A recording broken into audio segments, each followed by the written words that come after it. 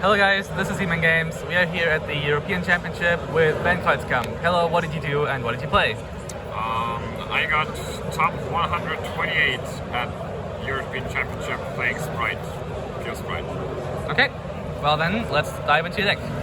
Okay, so for the Spright engine, I think we have pretty standard ratios with 3 blue, 3 jet, definitely mandatory, best Spright names to see. And then I played 1 red, 2 is debatable, but I don't think I ever missed the second, because the second only really comes up if you summon it from starter after getting Dark Ruler.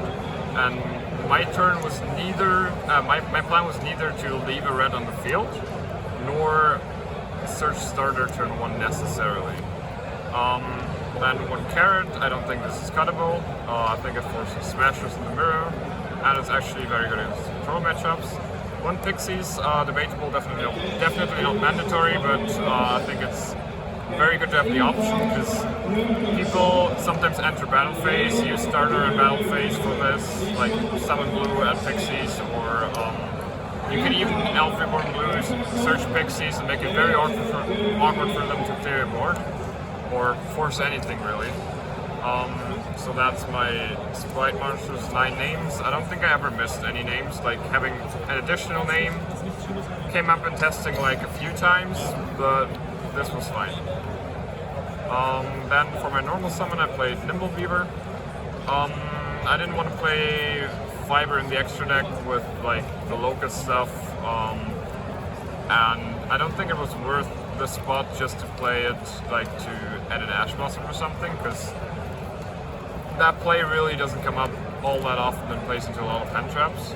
So I played Nimble Beaver because it's the best normal summon in the grind game. Dark Beckoning Beast gives you a few more options and additional body if you want to, but it dies to smashers in the mirror, and I don't think you can risk that. Yeah, Frog Engine, 3 swap, 1 turn. I'm not playing Dupe. I think it's a brick. I don't think it's necessary. Yeah, I don't really want to clog my hand with too many cards that don't actively have power play. Like going first, having a dupe might be okay. Not so bad. If you have a Spright name, you can still extend. Going second, having a dupe becomes much more painful. So this worked out for me. And then for my extender engine, I played 2 Light Stage, a Lilybell, and a Terraforming. I don't think the deck necessarily needs an extender engine like Teleport or Light Stage.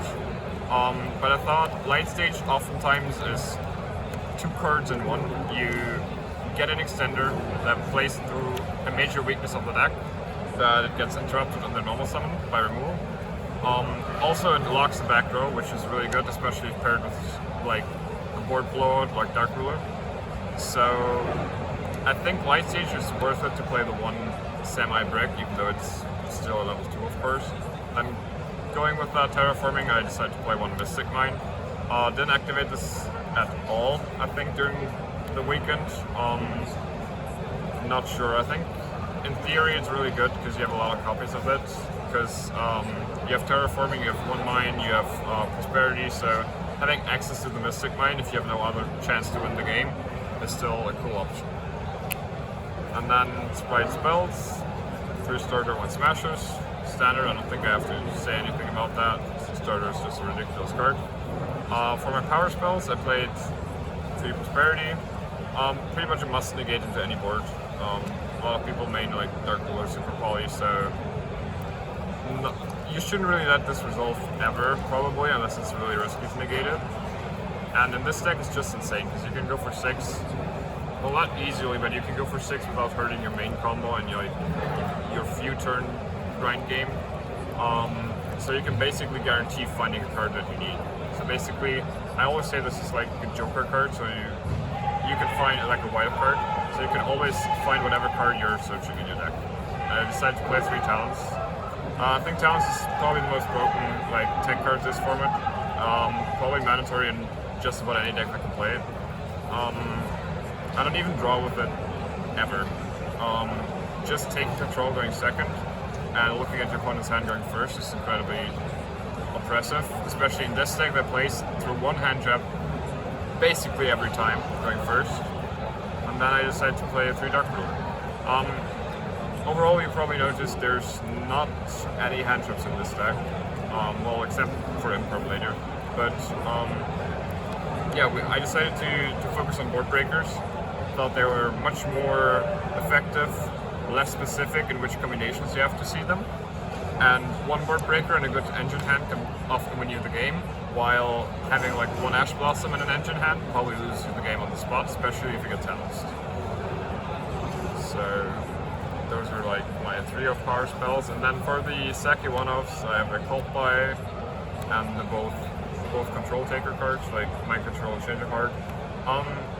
Cult Buy, I debated cutting this. It's still good in the mirror if you force Toad with something without committing to a normal summon. So that ultimately led to me keeping this. But I don't think the deck necessarily needs it to play through hand traps. Change of Heart, very broken card. I think in this format it's highly underrated. It's probably my favorite card in the deck. You can do so many plays with it. You can kill the tier trap going second, take the 1 tier monster, attack something else with their tier monster, and even going first, you can, let's say you get Gamma, you can take the Gamma and extend because it's level 2. If your tier opponent activates Halfness and summons a Dragastopalia or a Winda even on your turn, you take that monster and potentially even resummon it using the Dark Charmer. And the Mind Control is budget Change of Heart. I think it's still good enough to be played, and it helps you break boards with like the other board breakers. Because yeah, if you don't have hand traps, you need enough cards that do something going second. And especially these cards are also good because Spright themselves struggle to remove big monsters, so these easily help you fix the problem if you see them. And then the last 3 cards are 3 Imperm. I think Imperm is probably the only hand trap that's good enough this format to like main with board breakers. Because if you play into Talons, you probably have to play like 15 hand traps. Because otherwise, I don't think it's worth it. I think seeing 1 Ash never wins you the game against any popular deck right now. But seeing 1 Imperm can cripple their board quite a lot. Imperm and Kid Colossus cuts them off from trap access, unless they hard drew it. Imperming Gigantic cuts them off from Toad access, unless they have Carrot. So even though it's not like an FTK against those decks, you still have a decent amount of impact on the board. You can, of course, also hold it for your turn, draw it as a 6 card, so it's essentially another semi-board breaker. Yeah, then for the extra deck, for the Sprites, I played 2 Gigantic, 3 Standard, and 3 Elf. I think 3 is needed. Comes up in the grind game quite a lot. And that way it doesn't hurt to use Elf as like a generic Link 2 while you're comboing or while you're like solving a game state. So you can just make an Elf overlaid for Gigantic and not be completely out of resources at the end of the turn. And then for my Exezus, I played first the 1 Toad. Mandatory main part of your end board. Probably getting banned, maybe getting banned. Really impressive card, of course, in the mirror, because you also always have to think about, okay, what card am I giving my opponent? Am I activating Talons into the Toad to bait it? Because then I have to get rid of the Talons somehow, and yeah, you have to Zeus, you have to remove it somehow, because it's gonna be a power card for your opponent on their turn. Then for my 2 removal Exezus, I decided to play both Onibimaru and Sky Cavalry. I think Onibimaru is much better. It helps you remove stuff in main phase 2, it helps you remove 2 bodies if needed. But Centauria just comes up against tier elements, against like big monsters that float. And even if you just have to like attack over a carrot or something in the mirror sometimes, but very rarely. And then, yeah, Darned Zeus, standard, I think. Not much to say. Zeus is, of course, a very good card in this deck, good going second tool. I played 1 Herald of Purelight that pairs very well with Dimension Shifter, which I'll come to later. Basically, what Herald of Purelight does is you can detach your material, add back a monster from your grave, and then you have to shuffle 1 card from your hand to into the deck. So what you do is you shifter them. Of course, everything goes banished.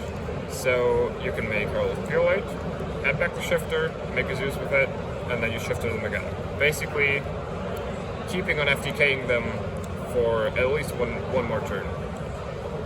Cool interaction with this card is you can actually recycle extra deck cards, and because they didn't go to your hand, you're not forced to shuffle back a card from your hand. So recycling an extra card from graves, kind of free with this. And then for my Link toolbox, I decided to play both the Dark Charmer and the Water Charmer. I think they're needed in the extra deck. They're very, very good.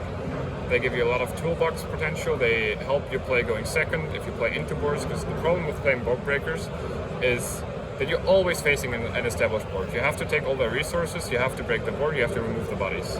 So making big gigantics without actually losing field presence is very important, which Charmers help you do, while also giving you access to additional plays. Let's say you summon the Dark Charmer into the mirror board. Use Charmer, you have access to their blue, their jet that they went through in their combo. You don't have to use yours. So your blue search doesn't have to search jet, your blue search can search a carrot or red that forces an interaction of them. And if it gets destroyed, you of course get to search a dark monster, which is in this deck, jet or blue. So that's very good.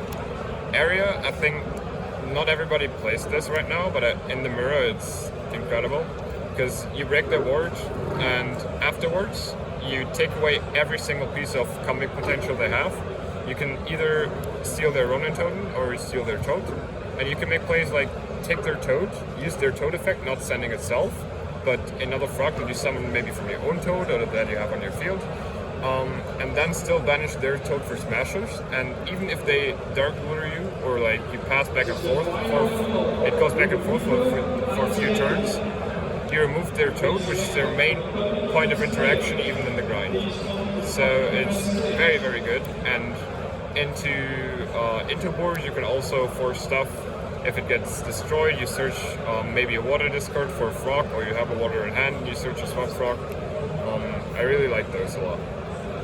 Then I played IPs at bars. Been kind of a trend in both tier, punk tier, and Spright I think lately.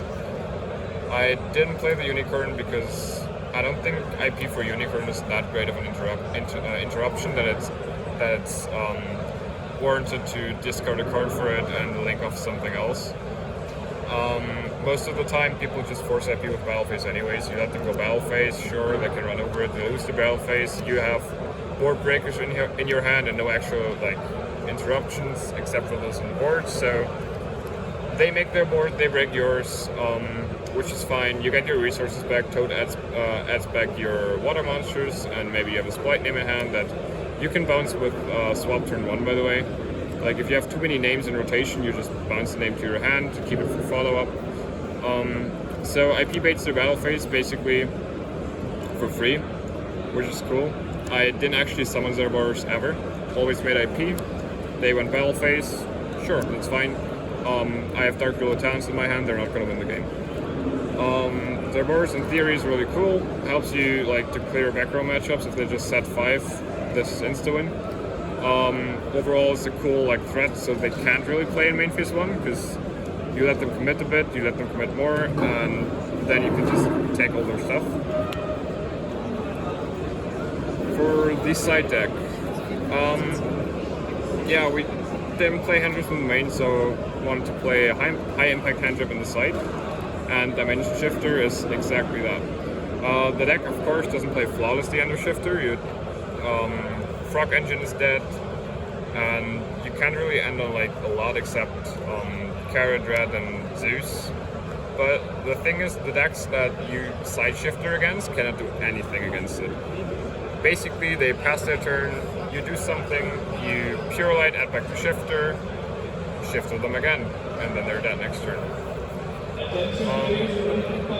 Because we played so many board breakers in the main deck, we wanted to side cards for going first, of course, and we decided to side Artifact Scythe with 2 Sanctums and a Trap Trick. It's always been a broken card. Scythe has been depressing for the past few formats. Sanctum is still the most easy and degenerate way to bring it out. And the one trap trick over the third sanctum, because it gives you a little bit of utility with imperm and the evenly matched Leviosa side.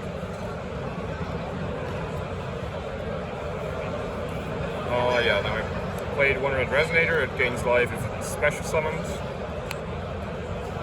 Then we played 3 evenly matched, that I mentioned earlier. It's a very good board breaker into tier elements. It takes their whole board unless they have like Redoer and maybe a Halfness main phase 2, but then you only have to deal with those. A lot of tier element versions don't build hard negates. Against the punk version it's way worse. But yeah, against those they die to Shifter anyways, so, and you can keep Dark Ruler because they make a bigger board. Overall, of course, this is also macro removal, but yeah, I mean, Eldritch is probably not the most popular matchup that you should respect that much. Played 2 Lightning Storm. Lightning Storm is also good against tier because their board is not that good if you remove their macro. Like, the trap is what's mostly scary about the deck, because we play a lot of breakers like Talons and whatever. Like, we can remove the monsters, no issue. Like, Snow is of course a thing if they mill it, sure, but removing the macro is very important. I also cited one of those in the mirror, because it baits Toad without putting a monster on board, and that's basically what you want to do. Like, the game plan is always bait Toad without putting a monster on board, then play your Talons or your other power spell that you want to resolve. Then 1 Feather Duster and 1 Red Reboot. Yeah, generic back removal. I think Red Reboot is needed against stuff, because it also covers stuff like Math Mech, which is an annoying matchup because they don't really die to board breakers, and of course back row matchups because yeah, some people play Eldritch.